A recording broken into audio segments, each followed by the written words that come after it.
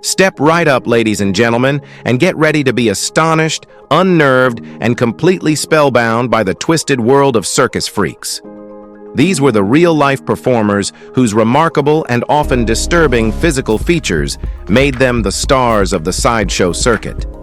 But behind the dazzling lights and the gasping crowds, many of these performers endured lives marked by hardship, exploitation, and grim secrets. So, grab a seat and hold on tight as we plunge into the eerie and gripping world of the scariest circus freaks that truly existed in real life. Number 15. Susie, the Elephant Skin Girl. Susie, famously known as the Elephant Skin Girl, was born with ichthyosis, which is a rare and painful skin condition that caused her skin to become thick, cracked, and dry, resembling that of an elephant. Her unusual appearance made her a target for ridicule and isolation throughout her childhood. Looking for a place where she'd be accepted, Susie joined the sideshow circuit in the late 1920s. She quickly became a well-known attraction as audiences were both intrigued and unsettled by her condition. Though her stage persona was bold, Susie was known to be shy and quiet when not performing. She rarely spoke about her illness and preferred solitude off stage. Her thick, gray, and deeply cracked skin made her one of the most recognizable figures in the sideshow world. She toured across the country and performed for decades, eventually settling in New York. Susie continued performing until the late 1960s, long after the sideshow era began to fade. Number 14. Madame Goustica. Madame Goustica was a renowned sideshow performer who rose to fame in the late 19th and early 20th centuries. Known as the human serpent, she stunned audiences with her extreme flexibility and contortionist skills. Her body could twist and bend in ways that seemed to defy the limits of human anatomy, earning her a permanent spot in the circus world. Her performances typically featured her curling into tight spaces, contorting into snake-like poses, and balancing in bizarre positions. Crowds were enthralled by her movement and her eerie resemblance to a serpent. Though little is known about her personal life, she toured extensively with prominent circuses during the height of sideshow popularity. Like many performers of the era, she was part of the freak show tradition, where physical extremes and rare abilities were the main attractions. Goustica's graceful, almost hypnotic movements, combined with her incredible control, made her one of the most unforgettable and mind-blowing contortionists to ever step into the circus ring. Number 13. Leonard Trask. Not every human oddity is born with their condition. Leonard Trask proved that. Born June 30th, 1805 in Hartford, Maine, he lived an entirely typical life until his 20s, when a violent fall from a horse injured his spine. He continued working as a farmhand, but his back slowly bent so severely that his chin became permanently lodged against his chest, and it only got worse. In 1840, another harsh fall worsened his injuries. Then in 1853, he was thrown from a wagon, breaking 4 ribs and his collarbone. In 1858, he survived a stagecoach wreck that left a 5-inch gash across his skull. Doctors didn't expect him to live, but he did. His wife remained by his side, and they raised 7 children. No longer able to work, Leonard eventually turned to sideshow appearances, billing himself as a living medical marvel. Though life left him disfigured and bent, Leonard Trask found an unusual form of purpose and a strange kind of success in his suffering. Number 12. Frank Lentini. Frank became world famous as the three-legged man. He was born with a condition known as polymelia, which caused an extra fully formed leg to grow from his torso. The third leg, located between his 2 normal ones, had its own hip, knee, and foot, and he could move it independently. Although his condition was medically unusual, it became the hallmark of his sideshow identity. At the age of 8, Frank and his family moved to the United States, where he quickly joined the circus circuit. He performed with major shows, including Ringling Brothers and Buffalo Bill's Wild West. Frank used his third leg in his routines. He could walk with it and even kick a soccer ball, much to the crowd's amazement. His act wasn't just about shock, it included charm, wit, and impressive physical control. He became one of the most successful and highest-paid sideshow performers of his time, proving that uniqueness could become cash. Number 11. Betty Broadbent. Betty, famously nicknamed the Tattooed Venus, became the most photographed tattooed woman of the 20th century. Her fascination with ink began at 14 while working as a nanny in Atlantic City. There, she met Jack Redcloud, a heavily tattooed performer who introduced her to legendary artist Charlie Wagner. In 1927, Wagner, along with Tony Reinhardt, Joe Van Hart, and Red Gibbons, covered Betty's body with over 565 tattoos. Wagner, who had ties to circus promoter Clyde Ingalls, helped Betty secure a place with the Ringling Brothers and Barnum and Bailey Circus. Alongside her tattoo exhibitions, she trained as a steer rider and performed alongside cowboy icon Tom Mix. In 1937, she toured independently across New Zealand and Australia. After returning to the U.S., she continued performing until retiring in 1967. Betty's powerful image and fearless self-expression helped shift the public perception of tattoos, turning her body into a living canvas that bridged the worlds of circus performance and counterculture art. Number 10. The Ape Woman.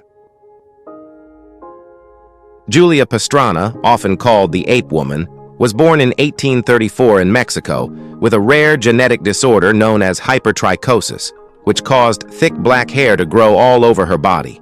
She also had gingival hyperplasia, which enlarged her gums, giving her a highly distinctive appearance. These combined conditions led to her being exhibited in freak shows and circuses, where she was cruelly described as part human, part animal. However, despite the focus on her appearance, Julia was a gifted entertainer. She could sing, dance, and perform on major stages, including Broadway, drawing large crowds across Europe and the U.S. Sadly, her private life was shaped by exploitation. Her husband and manager, Theodore Lent, used her condition to profit. In 1860, Julia gave birth to a baby boy who inherited her condition and died shortly after birth. Julia died just days later from childbirth complications. Her embalmed body was displayed across Europe for decades, until finally being returned to Mexico for burial in 1972. Number 9. Alexander P. Linton. Sword swallowing remains one of the riskiest and most intense performance arts, and Alexander turned it into his signature. Born in Roscommon, Ireland, Linton moved to New York by the 1920s, where he started performing as a magician in places like Huber's Museum and the Bowery. By the 1930s, he had mastered sword swallowing, claiming the skill had been passed down by his father. Linton eventually earned a Guinness World Record for swallowing 4 27-inch swords simultaneously. But it wasn't just the danger that made him stand out. His entire body was heavily tattooed, adding a visual intensity that enhanced his on-stage image. Linton's impact reached far beyond the spotlight. He trained 2 protégés, Bobby Reynolds and Captain Don Leslie, helping keep the craft alive. His combination of physical risk, showmanship, and bold visual presence cemented him as one of the most memorable sword swallowers in sideshow history, a man whose performances were as bold as the ink that covered his skin. Number 8. Grace McDaniels. Winning an Ugliest Woman contest sounds cruel, but for Grace McDaniels, it changed her life. Born in 1888 on a farm near Numa, Iowa, she had ordinary parents and a normal childhood, until her face began to change. Grace was born with Sturge-Weber syndrome, a rare disorder that caused a port wine birthmark to grow and distort her features over time. In her later years, excess skin sagged nearly 4 inches below her chin, making speech difficult. After winning the contest in 1935, she joined F.W. Miller's sideshow. Early in her career, she tried hiding behind makeup and later, a veil. Grace detested the term freak and hated being promoted as the ugliest woman in the world. But as she began earning a steady income, she grew more comfortable and persuaded promoters to bill her differently, as Grace McDaniels, the mule-faced woman. That name stuck, and so did her story. We feel very sad for this lady. Number 7. The Human Owl. Martin Lorello became a well-known sideshow figure for his striking physical anomaly. Born in the early 1900s, Lorello gained recognition for his rare ability to rotate his head almost 180 degrees, giving the illusion that he could turn it like an owl. While not a contortionist in the traditional sense, his act focused solely on this uncanny skill. Audiences were stunned as he turned his head completely around while the rest of his body remained still. The movement, while eerie, was not the result of a medical condition, but a carefully developed talent involving years of flexibility training. He performed with several traveling circuses, including Barnum and Bailey, during the height of the freak show era in the 1920s and 30s. His act blended mystery with physical control, captivating crowds wherever he went. Although little is known about his personal life, Martin became a defining figure in sideshow history for a talent no one could replicate.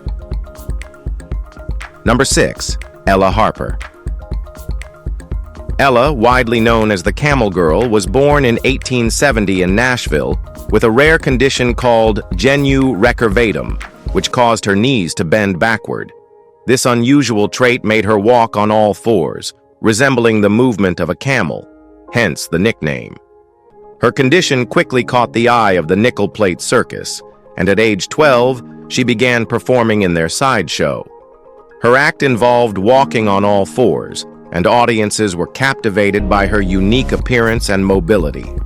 Ella earned around $200 a week, a large sum at the time, making her one of the better-paid child performers. Unlike many in the sideshow world, Ella made the rare decision to leave the circus after only a year. At age 14, she pursued education and chose to live a private life away from public attention. Although little is known about her later years, it's believed she married and lived quietly, remembered for her brief yet impactful place in circus history. Number 5. Josephine Myrtle Corbin. Myrtle had a rare condition called dipygus, a form of conjoined twinning that resulted in her having 4 legs. Her condition made her a distinctive figure in the world of sideshows, and she was widely known as the 4-legged girl from Texas. Unlike many with physical differences, Josephine was raised with love and support rather than rejection. Her parents recognized that her condition made her exceptional, helping her navigate a world that often excluded those like her. At 13, she began performing in the sideshow circuit, where her real condition fascinated crowds. Unlike performers who wore fake limbs, Josephine's anomaly was authentic. She had 2 separate pelvises, each with functional legs. She could move all 4 independently, astounding audiences. She married at 19 and had 5 children, living a quiet family life away from the spotlight. She died in 1928 at age 60, remembered as one of the most unique figures in sideshow history. Number 4. The Living Skeleton. Isaac Sprague was born in 1841 with a rare condition that caused him to remain dangerously underweight despite a normal appetite. The disorder, likely a metabolic disease or extreme malabsorption, left him weighing just a few dozen pounds his entire life. His shockingly thin figure, with prominent bones beneath his skin, attracted the attention of P.T. Barnum, who added him to his American Museum as a featured performer. Isaac's skeletal frame fascinated audiences who were drawn in by his ghostly appearance. His act, where he simply stood and displayed his emaciated body, became one of the most popular attractions. But behind the curtain, Isaac's life was far from glamorous. Fame didn't bring him financial comfort or good health. In 1868, he narrowly escaped a massive fire that destroyed the museum and killed several performers. Although he survived, his health kept deteriorating, and he continued to struggle with poverty. Isaac Sprague remains one of the most haunting figures in sideshow history. Number 3. The Bearded Woman. Annie became one of the most recognizable names in circus history. Born in 1865, she likely had hirsutism, a condition that causes abnormal facial hair growth. By early childhood, she had a full beard, and at just 9 years old, her parents placed her into show business. Annie joined P.T. Barnum's Greatest Show on Earth, quickly becoming one of the most popular and highest-paid performers. Barnum, always a showman, marketed her as an exotic curiosity, and audiences flocked to see the bearded lady. Annie embraced her role, using her appearance to build a lasting career. As she got older, she became a seasoned performer, touring widely and gaining respect. Offstage, life was more difficult. She endured public mockery and constant attention, which took a toll on her health. Despite success, her life was short. Annie died of tuberculosis in 1902 at the age of 37, after spending nearly her entire life on the circus stage. Number 2. Chang and Eng Bunker. Chang and Eng were the original Siamese twins, a term that became widely known due to their international fame. The two brothers were conjoined at the chest by a short band of flesh, sharing a liver but having separate hearts, lungs, and other vital organs. Despite their physical connection, they lived fairly independent lives, each with his own personality and interests.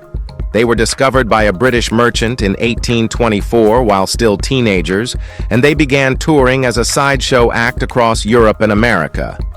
The public was fascinated by their coordination and their ability to function as individuals despite their shared body.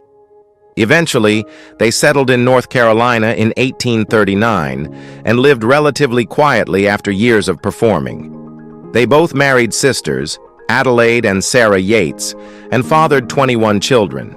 Chang had 10 and Eng had 11. They worked as farmers and spent the rest of their lives in privacy long after leaving the spotlight. Number 1. General Tom Thumb. Charles Stratton was born in 1838 and lived a remarkable life shaped by both stardom and sorrow. He stopped growing at just 6 months old, and by age 18 he stood only 2 feet 8.5 inches tall. His tiny stature didn't hinder his potential. It catapulted him to global fame as one of the standout performers in P.T. Barnum's Greatest Show on Earth. At just 5 years old, Stratton began performing as General Tom Thumb, a character who quickly became a sensation. Barnum recognized the opportunity to showcase Stratton's rare appearance and magnetic stage presence, preparing him for a life in show business. Tom Thumb's act included singing, dancing, and impersonating famous historical figures, delighting audiences worldwide. He performed for royalty, including Queen Victoria, and amassed great wealth. In 1883, he survived a deadly hotel fire in Milwaukee, but died of a stroke 6 months later at age 45. If you enjoyed this video, please like, share, and subscribe. Thanks for staying with us, and we'll see you soon in the next one.